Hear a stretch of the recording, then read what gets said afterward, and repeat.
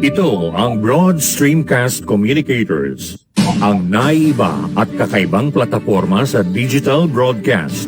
Mula Luzon, Visayas, Mindanao hanggang sa iba't ibang dako ng mundo. Broad Streamcast Communicators, ang sandigan ng sambayanan mula sa walang labis at walang kulang na pagbabalita, paglilingkod, maglalahad ng mga mapagbuong komentaryo at usaping pambayan para sa kapakanan ng karamihan. Broad Streamcast Communicators, tuwirang maglilingkod ngayon hanggang sa susunod na henerasyon.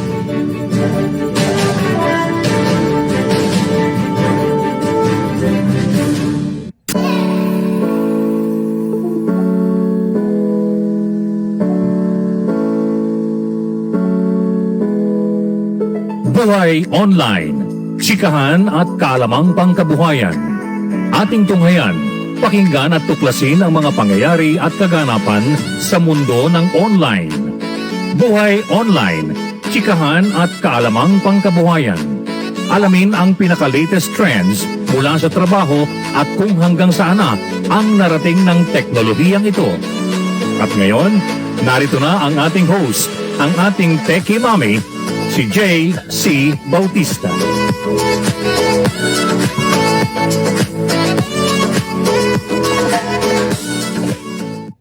Hello! Hello! Happy Monday, everyone. Yes, it's Monday once again. And what happened here? I can't see myself. What happened? It's like a black thing. Can you guys see me? What happened? Because on my PC, I don't see you guys. But on my cell phone, it looks like I'm... Oh, there you go. Hello! Happy Monday, everyone! Magandang umaga po. At welcome to Buhay Online. I trust we had a good weekend. Hello, Angelica! Good morning, Angelica. Magandang umaga sa'yo, Angelica. I hope you had a good weekend. Anong ginawa mo this weekend? Ikaw ba'y nag-beach or nagpunta sa bundok? Because everybody's like sort of parang feeling normal na, no? Feeling nila wala ng pandemya. Lahat ng tao, di ba, ang daming tao sa beach, ang daming tao sa mall. Of course, I'm so sure ang daming tao sa Divisoria, but pasensya na, I wasn't able to fix my, what do you call this? My OBS. Ano ba to? Ang gulo. Pasensya na, okay? Because I'm a little bit swamped with work, right? Other work that is not on here, but anyway, happy Monday, everyone. It is already November 15th, okay? Half of November is already gone, okay? Wala, konting days na lang, December na at Christmas na, right? Really, time seems to be talagang fleeting and passing by. Hindi na natin naisip talaga. Parang when you think about it, ano nangyari sa taon, right? Bilis-bilis. Tapos na yung 2021, parang kaka-New Year, kaka-Chinese New Year pa lang. Yung hindi mo maubos na isipin na time flies just like that, right? But of course, okay, life has been going on for everyone, right? We have been resilient, okay? Parang nasanay na tayong lahat, right? Pero actually, di ba, hindi mo pa din talaga makakasanayan eh. Talagang, parang we all still hope and wake up that, one day it's gonna be okay, right? Okay, so, today, right? November 15, ano yung magandang balita? Well, magandang balita at the same time, of course, it's scary to think. Today, November 15, okay? Pilot face-to-face classes begin in the Philippines. Yay! Okay? Yung 100, yung 100 na mga eskwela, the public schools that were selected, okay? Today is their first day of face-to-face classes. My goodness. Ngayon, okay? Tingnan natin, okay? Okay, let me show you. Let me show you ang itsura ng classroom. Okay? Hindi ko... I just stayed at home po. Super dami ng mga tao sa public places. Totoo. And the kids are wearing face masks in the malls. I know. And my gosh, last week our friends, right? Umuwi sila sa bahay, lumabas. Yun nga, yung 3-year-old na anak, ayan, may COVID. Nagka-COVID sa nakuha nag-mall. Yan po. So yan po talaga ang anong reality na yan, okay? Meron pa ring virus at yun na nga, lumabas yung mga bata, sinama nyo, yan, nahawa. Yun kakilala namin po. Yung anak nila, 3 years old, you know, yun, nagkaroon ng mga, parang kala nila flu and fever, pero nung tinest nila, yun, positive yung 3 years old na anak na for the first time, linabas nila at sinama sa mall. So, that's the reality too, my dear friends. Okay? We have to deal with the virus, but, diba, hindi pa natin kasi masyadong kilala tong virus na to, at saka yung efficacies ng mga gamot. Ayun na nga, diba, pinag-uusapan na ang booster shot because after 6 to 8 months, depende on the gamot. Yung nga, yung Sinovac, 6 to months lang, dapat 6 to months. 6 months lang, kailangan magpa-booster shot na pagka pasok ka na, right? Wala nang ano yung visa. And also, of course, kailangan nyo na rin pabakuna ulit and magpa-flu shot, right? Magpa-flu shot na rin kayo kasi it's also flu season. Kaya nga sinasabi, ano yan, parang twindemic ang nangyayari. Like may sipon, may ubo, hindi nila alam kung COVID yon or regular flu lang. Kaya para to take the necessary precautions, mabuti pang ano na lang, di ba? Magpa-flu shot na rin, right? So, hold on a second. Face to face. Alright, ito yan.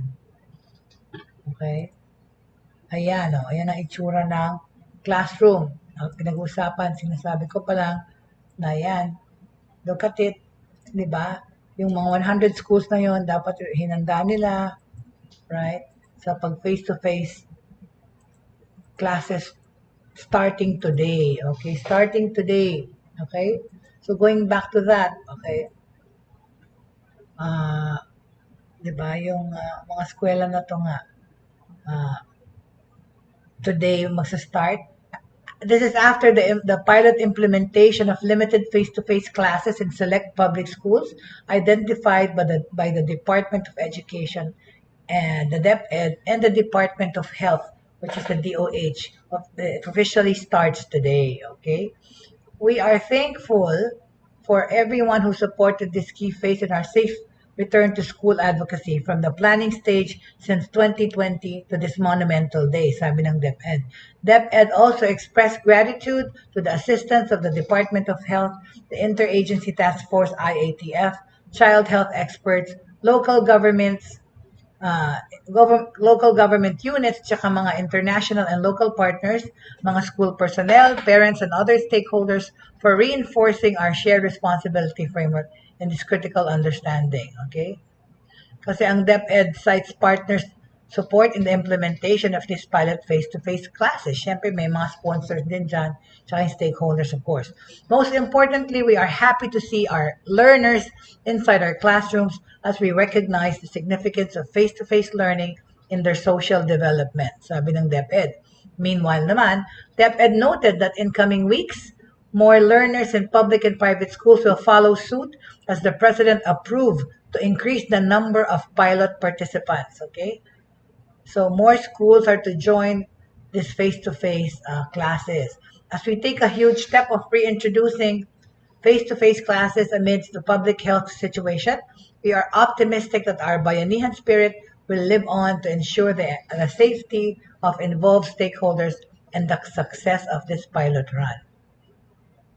Sabi nila, with everyone's help in improving our country's COVID-19 situation, our vision to safely reopen more schools nationwide is not a far reality, according to DepEd. Together, let us mark this day as our leap of faith towards realizing ligtas na balik eskwela.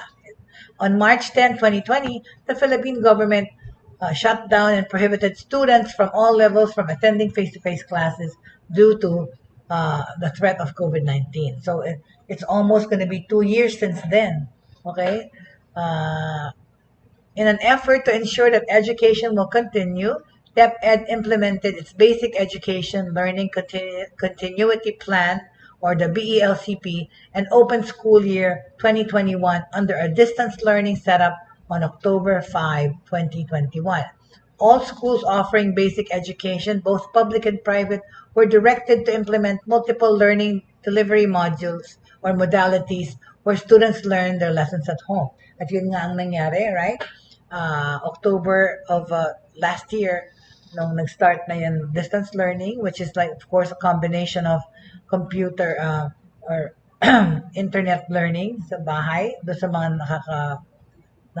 na may mga facility or capability to do it.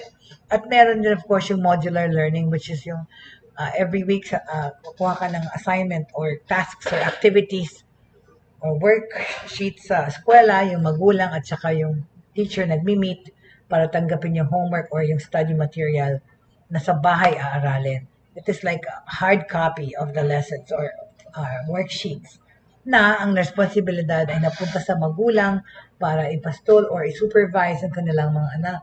Pero but more often than not, because parents work too, the kids are left to study on their own. Siyempre, kawawa yung mas maliliit na bata. Yung malalaking bata na kaya na nilang mag-aral on their own, but even then also, sometimes they need help. Pero yun like we were saying, paano yung kung hindi capable yung magulang magturo, right? So yan ang mga problema ng distance learning. And also there's other venues, which is the radio broadcasting and the TV shows na nagtuturo din ng lessons, okay? So printed and offline modular learning, online learning, television and radio-based instruction, and a combination of the two are more of these modalities under blended learning ang tawag po dyan, okay? It was implemented in public schools and also private schools. Most, if not all, students in private schools attended online classes kasi nga, for obvious reasons, yung mga nakaka-afford. Yun pa, hindi naman lahat may internet. And even if yung private schools, some of the students also are having a problem because not everyone din naman is or rich enough na magtigi-tigisang laptop, tigi-tigisang computer ang mga anak, especially kung 3 or 4 na anak mo sabay-sabay nag-aaral. Paano mo hahatiin yung time sa internet or yung paggamit ng computer, right? And especially if they don't have rooms of their own. So that's actually there were a lot of issues regarding online education. Okay. So on September 13, 2021, DepEd opened the new school year 2021-2022 under an enhanced blended learning setup naman. A week after that, the President approved the 2-month implementation of pilot face-to-face classes for kindergarten, okay, grades 1 to 3, and pupils and select senior high school students under the TechBook track. So ayan ang nangyari ngayon, right? Which started today, okay? So mula ngayon, umpisa na yung blended learning, okay? And face-to-face, okay? Face-to-face learning. Yan ang itsura ng classroom. May mga divider, yung mga desk. Ito sa sa kindergarten yata ito. Pero yun na nga, yung mga bata, hindi mo sila, it would be very hard to pastol mga bata. Nangyari yan sa ibang bansa eh. Kasi the kids, even if they're wearing masks, you cannot keep telling them to not play around and touch each other and run after one another. Sila yung maghaharutan, right? Kasi bata, right? Ayan ang mahihirapan yung mga teachers. Hello there, Tita Agnes! Welcome to the show, Tita Agnes. And I'd like to greet pala at this point, anak ni Tita Agnes, na si Kunay. Ano bang pangalan na totoo nila? Si Daryl Dairit. Happy birthday, Daryl. Happy birthday, Kunay. Tita Agnes, happy birthday po kay Daryl, kay Kunay. Okay? Happy birthday to you. Uh, I think magkikita-kita mamaya din sila, right? Dito. Kayo nila, Daryl.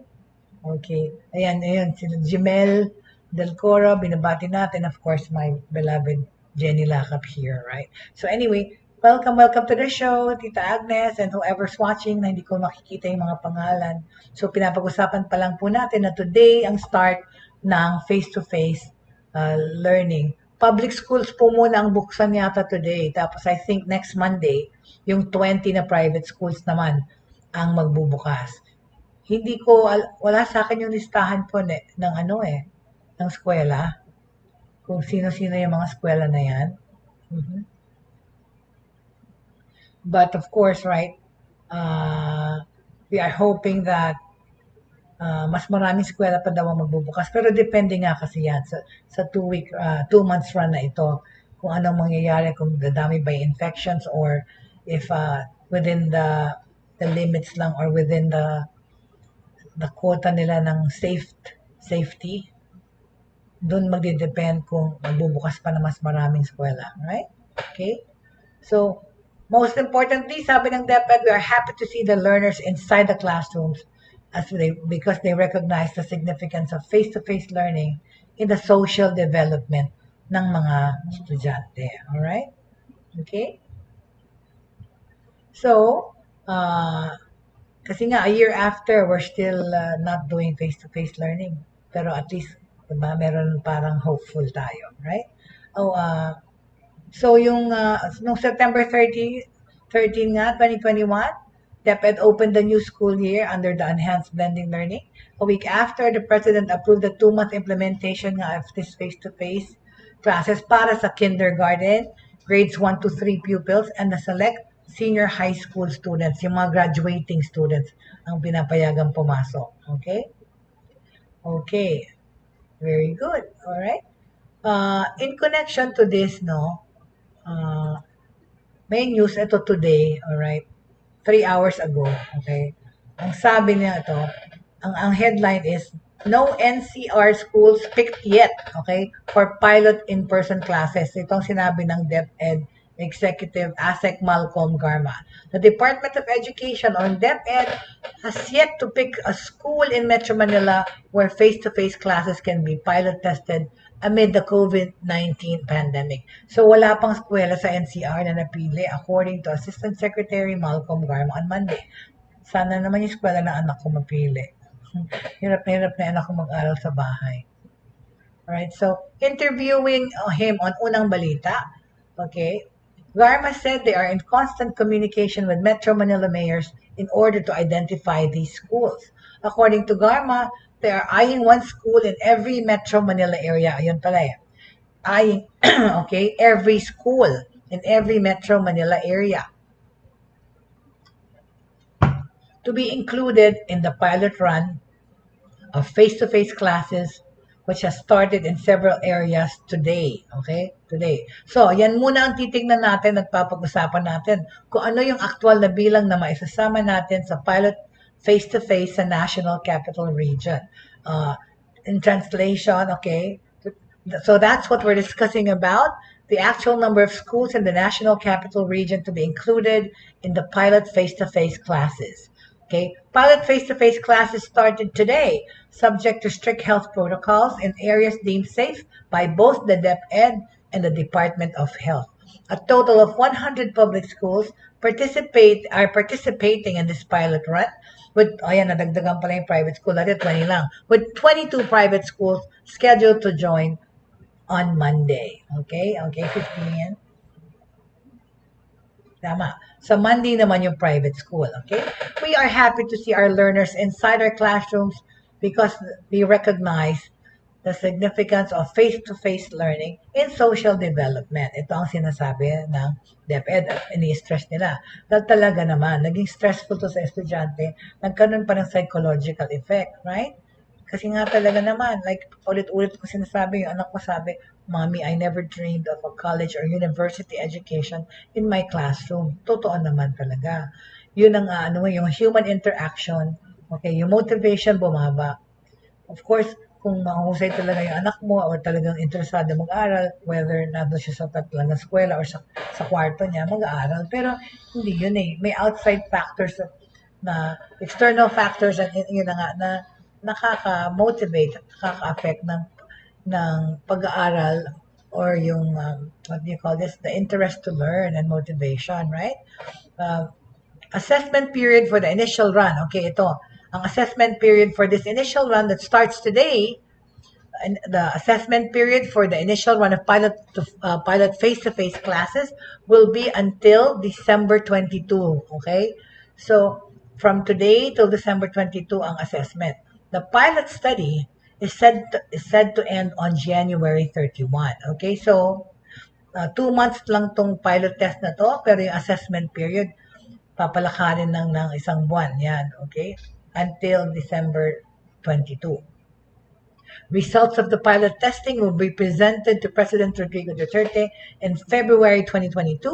And if all goes well, expansion will start unti-unti, okay, on March 7. Oh my gosh, Lord please, sana po. March 7, mas marami ng eskwela magbukas. Para rin yung mga negosyo rin po ay magtayo ulit yung mga negosyo or magbukas yung mga negosyo sa tabi ng mga eskwela, yung mga nawala ng trabaho, magkatrabaho ulit pagka bumalik na ang eskwela. Okay? Under the pilot period, only 12 students will be allowed to be physically present in classrooms. Okay? In kindergarten, okay? Tapos, so 12 students lang ang pwede sa loob ng kindergarten school, 16 in grades 1 to 3. So, pipiliin din talaga estudyante, no? And 20 for grades 4 to 12. For laboratory and workshops, 20 students will be allowed to be physically present. Pero parang naman yun, no? Ang rin sa damper on the psyche. Well, siguro, paano kaya yun? Nagbunatan kung sino yung mga estudyanteng mapipili? Diba? Kasi syempre, hindi naman lahat ng magulang papayagan yung anak nila na pumasok sa maging ginapig. Pero kung ako rin yung magulang din, of course, concerned ka rin dahil sa COVID. Pero at the same time, you have mixed emotions because you want your child to continue her education or his education. So, nga yan talaga, screening yan para malaman ko sino yung mga papapasukin na bata from elementary, kindergarten to high school, right? So, ulitin ko lang sa mga eskwela, no? 16 present in classroom sa kindergarten, 16 lang ang allowed. In grades 1 to 3, 12 students will be allowed physically present in classrooms for kindergarten, 16 in grades 1 to 3, and 20 for grades 4 to 12. Laboratory and workshop students, 20 will be allowed to be physically present. Okay? So the DepEd said only fully vaccinated teachers and staff members will be allowed entry to the school. So they have to be carrying their vaccination certificates. Okay.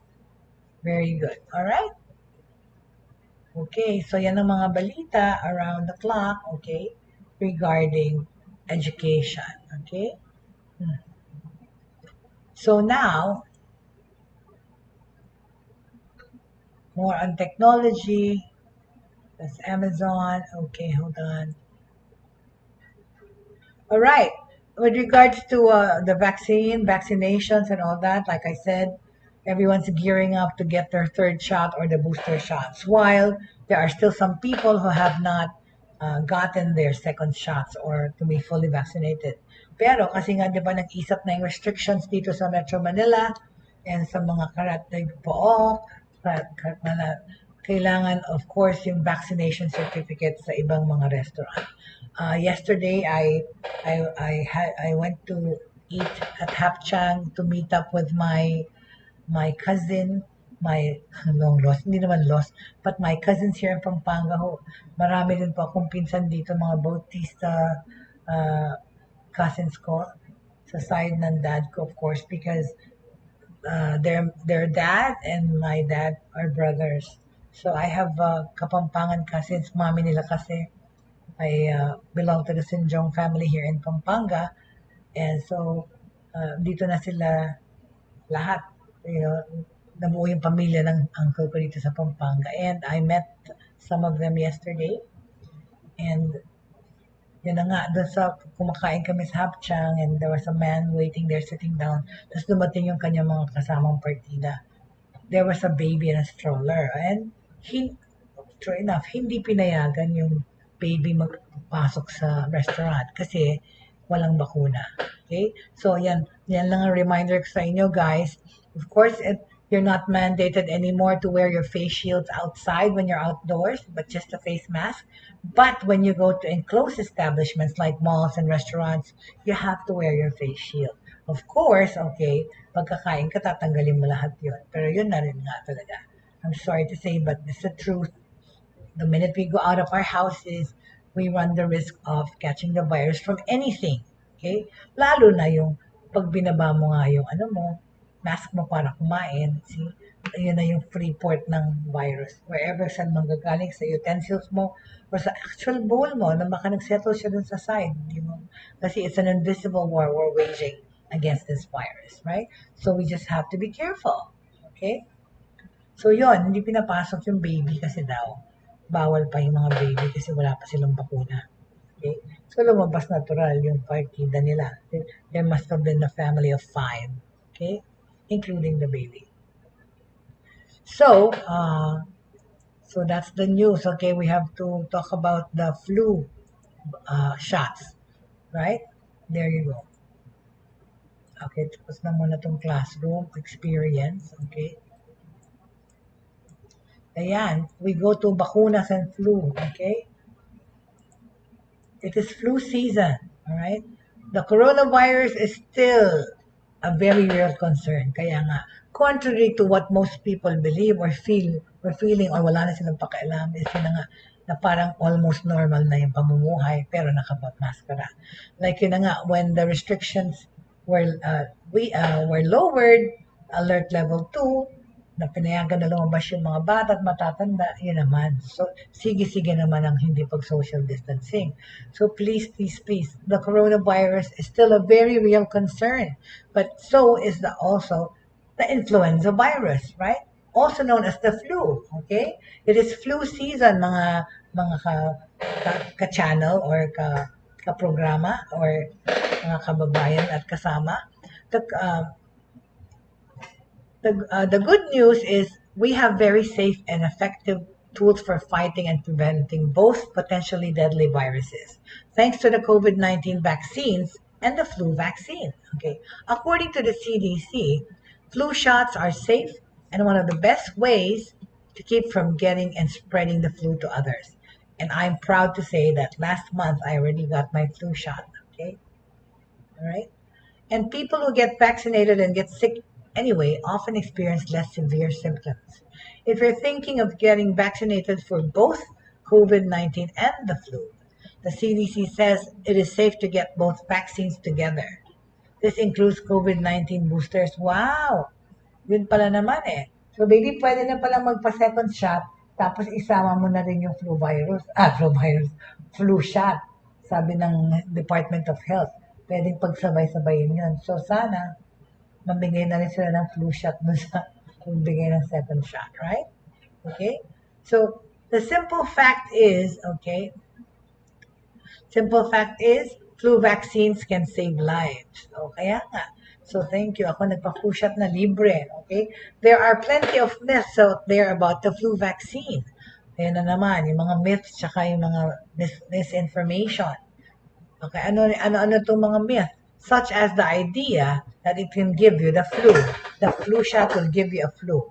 While that's not true, okay, you can experience some side effects from the flu shot. Like I was saying all along, yung mga natatakot sa side effects, hello, lahat ng injection, most of it, ay may side effect, right? Flu shot, kasi hodang flu shot, COVID-19 shot, cholera, whatever, distemper shot.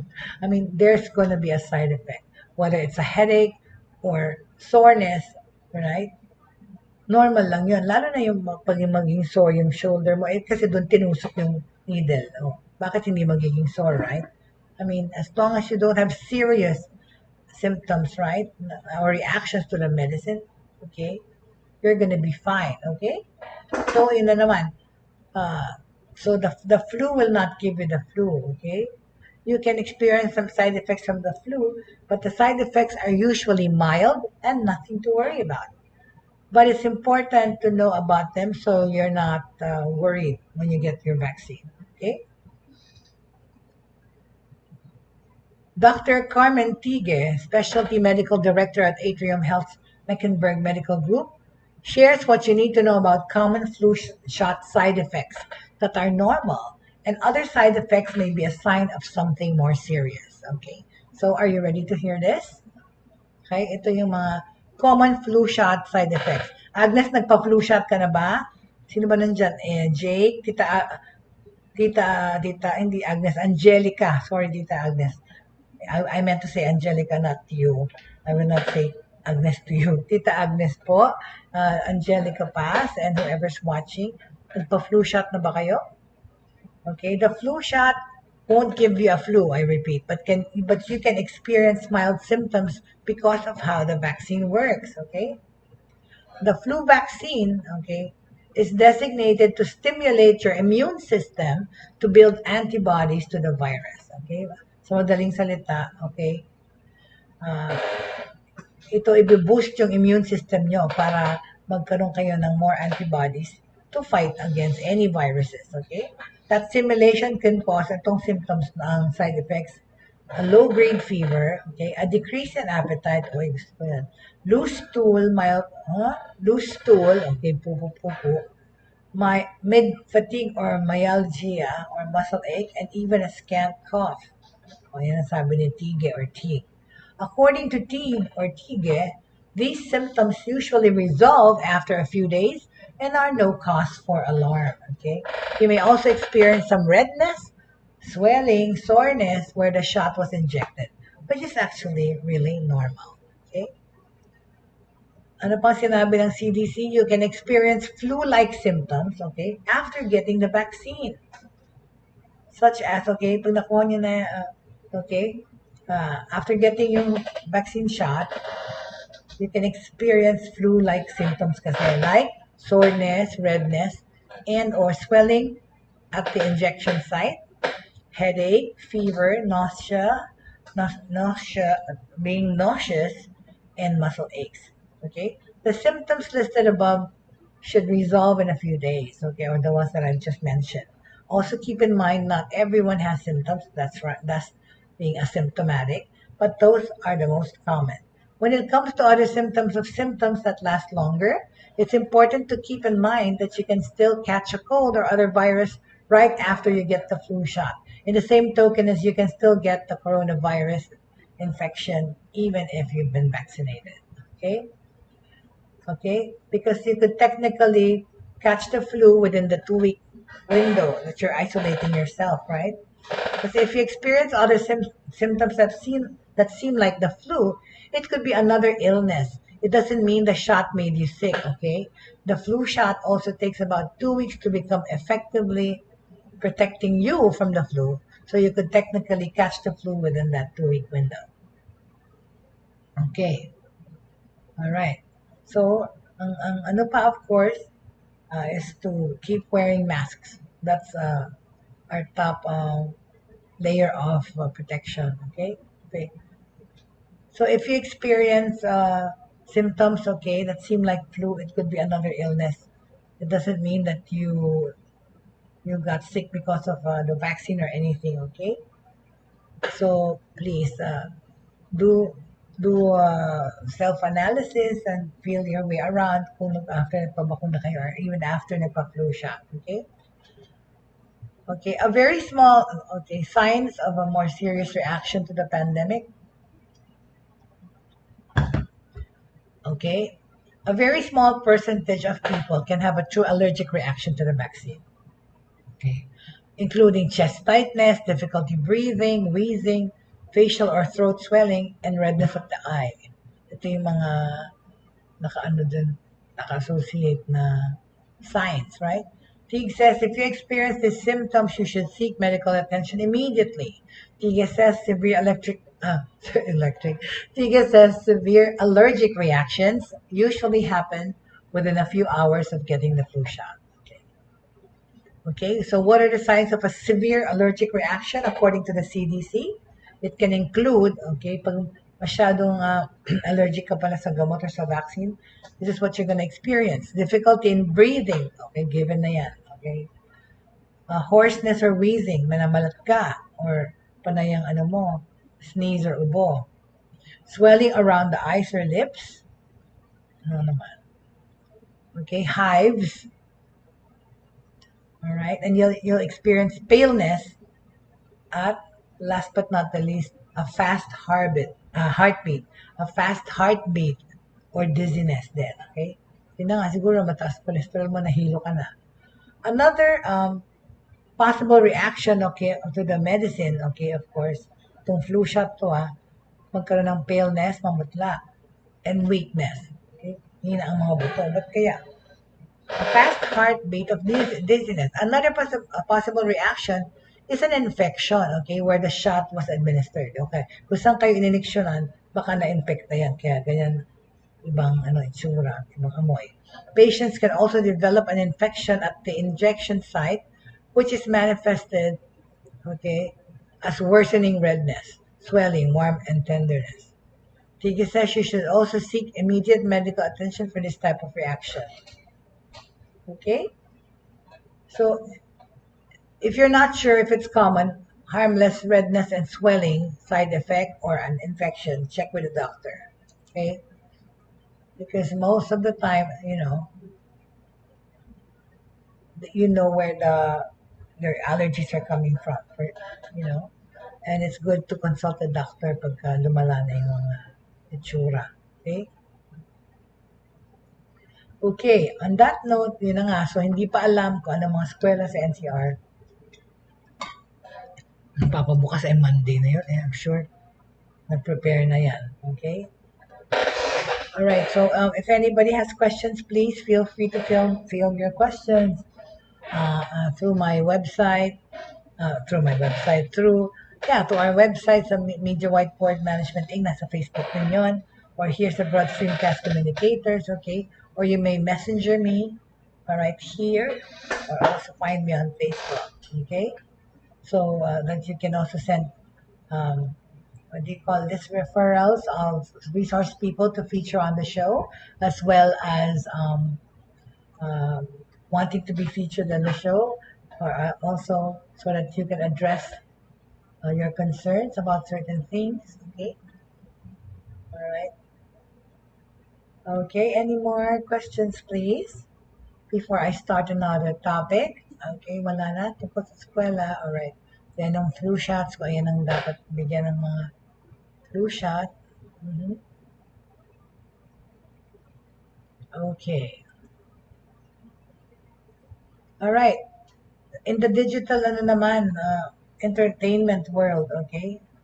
Do you want to be a content creator? Wow, nowadays talaga people are aspiring to be creators. I actually write content for my vlogger clients, okay? But do you want to be a content creator? Here are some tips or valuable tips from today's Pinoy online celebrities. Okay, I'm going to give you tips from this Filipino online celebrities. How do they do it, right? Okay, it might seem simple and easy, but content and dealing with hordes of online followers require a lot of work, passion, and dedication.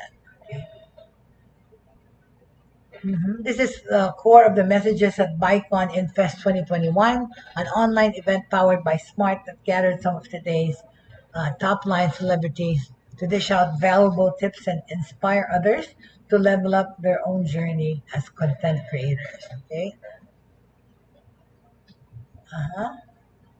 So whether you're into vlogging on YouTube or sharing viral memes on Facebook, curating stunning images on Instagram, or creating fun and trendy content on TikTok, here are some important lessons that might help you. Okay, Create content. Okay, number one rule, okay, is sabi ni Erwin Yusuf, okay? Erwin Yusuf is the brother of Solen Yusuf and husband to Ann Curtis, okay? So, isa siya sa mga famous vloggers dito sa Pilipinas. So, sabi niya, success in the digital content space is a byproduct of a combination of different factors. The most important among them, according to top content creator, is purpose, okay? Ano ang purpose ng iyong ano, negosyo, right? Or, okay, so the most important among them, okay, para ka mag-content creator, dapat combination of different factors. In fact, the most important among them, according to top content creators, is purpose. Okay? Ask yourself why you're doing it and decide if it's right for you, says pioneer food and cultural content creator Erwin Husa. Okay? Erwan, not Erwin. Erwin Tulfo. Okay. So, okay, sabi nila, ang unang-una, knowing your purpose, okay, gusto niyo makita, alam niyo na itsura ni Erwan. Knowing your purpose and sticking to it can help you find direction in making content and establish your identity and branding in the long run. Okay? Pero paano mo nga mahahanap yung purpose mo in life? How do you find your purpose? Okay? Okay, another successful blogger or YouTuber is Jeffrey Crawford Jr., also known as Daddy Blink Gaming. He recommends rooting your content on people instead of statistics. Stream for the viewers, not for the views. Okay, he says for Boyet Ami, husband of actress Dimples Romana, leaving his comfort zone outside the spotlight was a decision he had to make for the benefit of his audience. Okay, okay. Sabi niya, if not for you, do it for that. I'm a dad. I shouldn't be showing my emotion. I'm a dad. I shouldn't be out there as much as the whole family is. But times have changed. More and more women are working. More and more women are in the workforce, whether it's part-time or full-time, right? So, sabi nito, I'm a dad. I shouldn't be showing my emotion. O, hindi daw pwede magpakita ng emosyon ng lalaki. Ganun ba yun? I shouldn't be out there as much as the whole family is, but times have changed. Masarap kasing panoorin kapag pag yung tatay, nakikita mo na he's open sa relationship niya with the wife and the kids. Nakaka-inspire in the sense na pwede pala yun mas expensive yung tatay at mga husband natin, sabi ni Dimple. Okay? So this is her husband, okay? Cliche as it sounds, showing your true self in front of a camera is another vital factor in content creation. Some people think that the quality of your video or or they feel that you should invest in a good camera. That's the most important thing when you're starting out as a content creator. But what you really need is to be, authentic. Talaga naman Ano lang yan Kanya-kanyang gimmick, kanya-kanyang promo, pero ikaw dapat mag-represent ng something new to them. Of course, as an offer, right? Okay, so you really need to be authentic. Okay, itong sabi ni Ryan Reyes, also known as Ninong Rai, who found a success in his cooking videos. It has also showcased his straightforward and funny personality that made him more relatable to his followers. So, ayan naman Ryan Reyes, also known as Ninong Rai. Okay. Yan. Sporting the nice black shirt of his restaurant with a little logo, RY. Okay? Another vlogger, okay? So pretty naman this one. Okay. Alright. So another most content creator giving us advice regarding how to be an effective content creator. Most content creators would find themselves feeling discouraged when video views don't automatically follow their enthusiasm, right? For this, Bismin content creators Joseph Sabello, also known as Il Isog, and Arisha Rex Quadlandrino, also known as Gandang Morengs, advised to just keep creating content despite all odds. Okay, keep doing what you want to do. It's never really about the views. Don't cave into the pressure of numbers, says Nana. Huwag kayong titigil. Just do your thing. Okay? Alam ko nakakatakot magsimula, pero wala kang ibang magagawa sa sarili natin kung hindi tayo mag-try, right? So believe in yourself, right? Ibang mag-aangat sa sarili natin kundi tayo lang din. But of course, other people around us can say that. But for you, okay, one can just accept situations, accept solutions, right, and keep it inside. Because I don't need to really socialize at work. Because I like to think people go to work to work. If you establish a relationship every now and then, well and good. But you just have to know that you don't go to work to make chika-chika and be friends makahanap ng BFF. Alright? Okay? Sabi ng isang magulang, alam ko nakakatakot magsimula, pero walang ibang mag-aangat sa sarili natin kundi tayo lang din. Okay? So, believe in yourself. Alright. Okay? Ano pa ang susunod? Be an advocate of kindness and respect. Paano ka maging successful content vlogger? Okay? Kasama to. Social media kasi is a melting pot of information, right? And it is inevitable for differing options about certain topics to clash at some point, okay? I mean to say, it is inevitable and, what do you call this? Marami tayong hindi ma-expect na mangyayari. So, at all times, okay, we always have to advocate kindness and respect, okay? Respect begets respect. Tama lang talaga naman. Pag hindi mo nirespeto, hindi ka rin respetuhin. Or so, if we respect other people, we will also gain respect. Begin with self-respect and people will reciprocate their eyes. They will reciprocate that respect pala, sorry. Respect kasi garners respect. Totoo naman yun di ba? Pag marunong kang rumespeto sa ibang tao, respetuhin ka din nila. Hindi pwedeng one way lang yun. If we respect other people, we will also gain respect.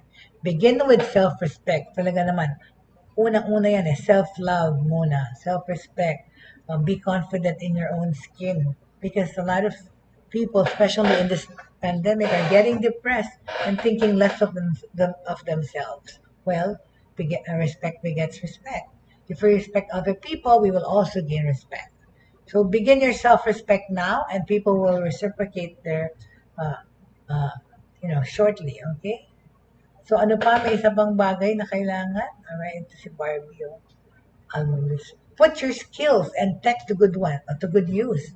Yun na nga, kung meron ka isang skill, like yan, nagigitara, itong si Barbie Almendras Lacso, Barbie Almabis, okay? Si Barbie Almabis has one sound advice for aspiring creators, okay? You have all the tools now, you have all the time now, so I go for your dream. The only thing we can do now is to be faithful with our gifts and just do the hard work and hone your skills. Okay? Kasi yung doors of opportunity, hindi natin mapipredict kung kailan magkakaroon ng open doors.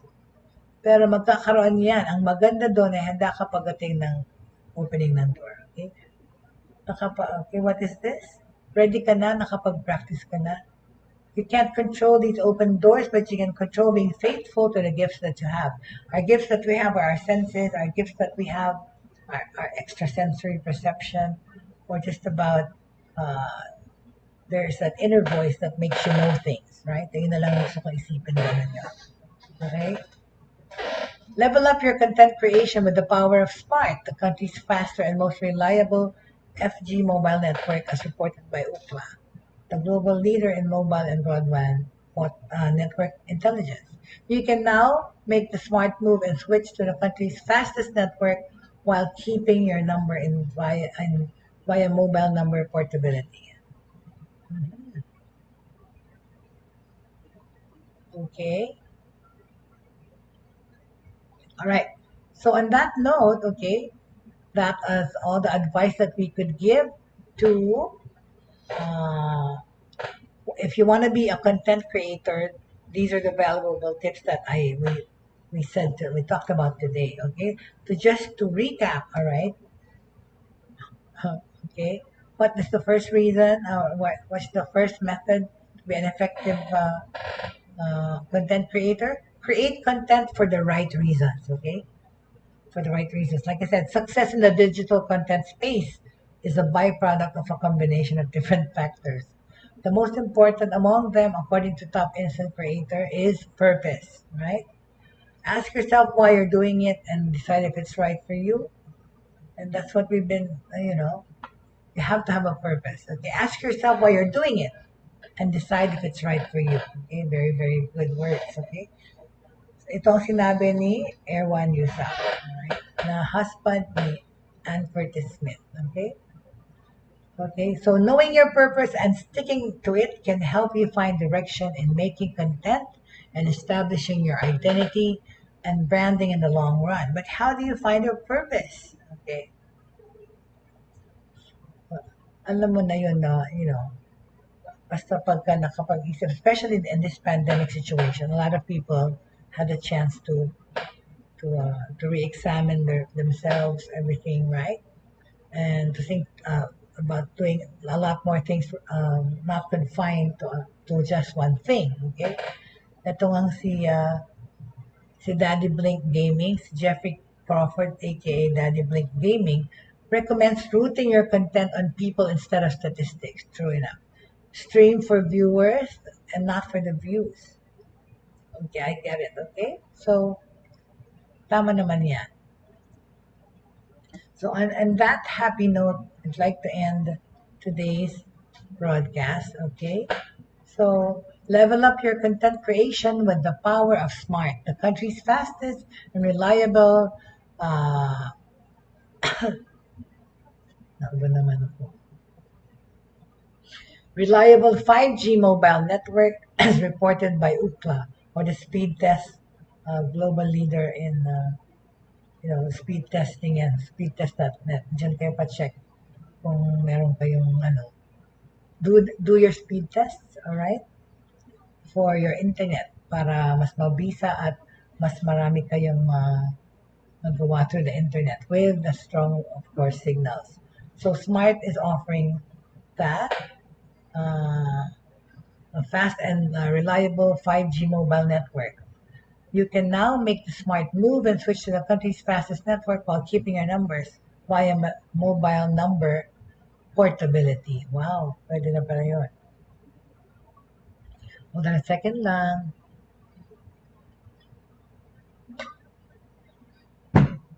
Okay, if you have any questions, please feel free to fill in your questions here on my messenger or my Facebook or my email address, techiemommy@gmail.com. You may email me there or directly here sa Broad Streamcast Communicators. Okay. Also, happy birthday to my partner in business and my childhood friend Trina Francisco.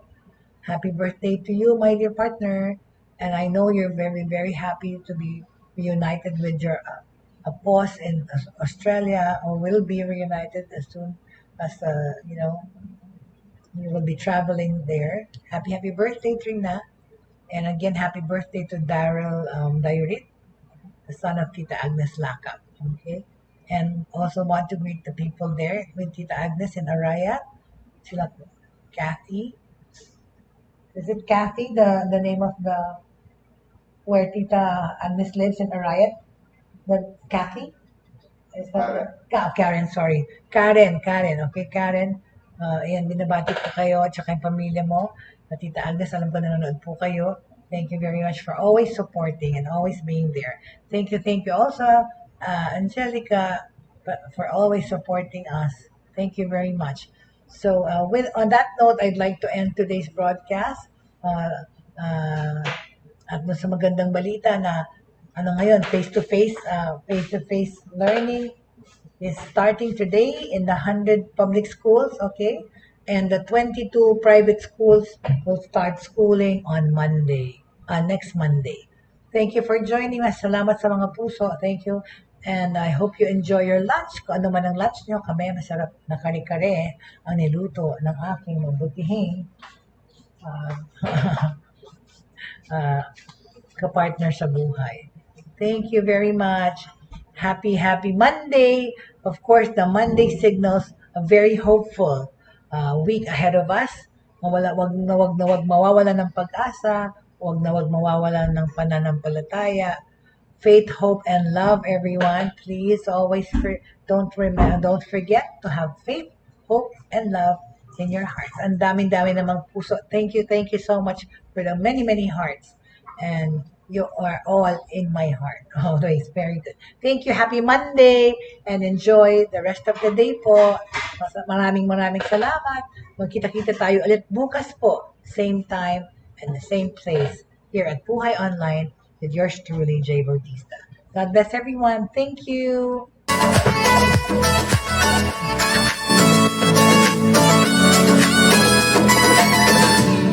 Inyong natunghayan at napakinggan ang mga makabagong pamamaraan sa mundo ng online sa pamamagitan pa rin ng Broad Streamcast Communicators.